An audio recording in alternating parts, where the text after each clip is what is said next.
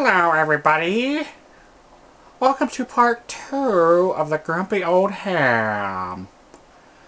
Today I'm going to be hitting on a few things that concern me and amongst other amateur radio operators as well.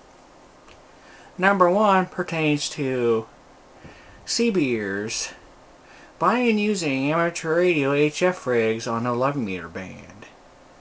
And then when they get their ham license, they use the radio per se on the HF bands, and in doing so, the radio is tainted with CB cooties because it's been used on 11 meters. There's just a stigma about the radio being used on 11 meters and then it's being used on the ham bands.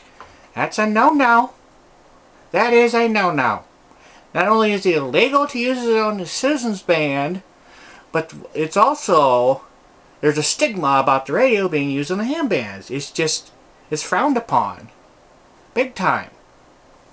So if you're a new ham and you've used your HF rig on 11 meters and the older hams find out about it, you're going to be browbeat into submission. And I'll be one of them to do it too. Okay, number 2 pertains to amplified microphones used on amateur radios. Well, it's not that it's illegal. It's just that there's a stigma about that too, because they're chicken band microphones.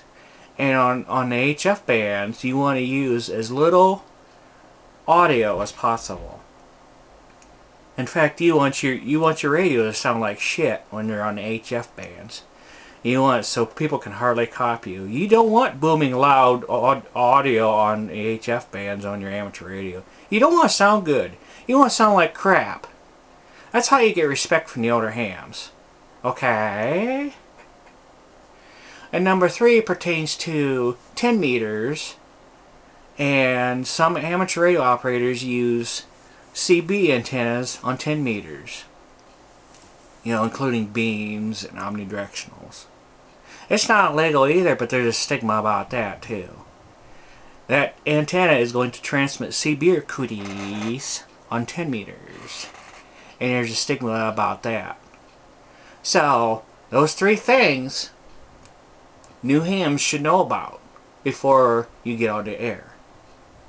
So, in closing, I'm going to say, find business and hi, old man.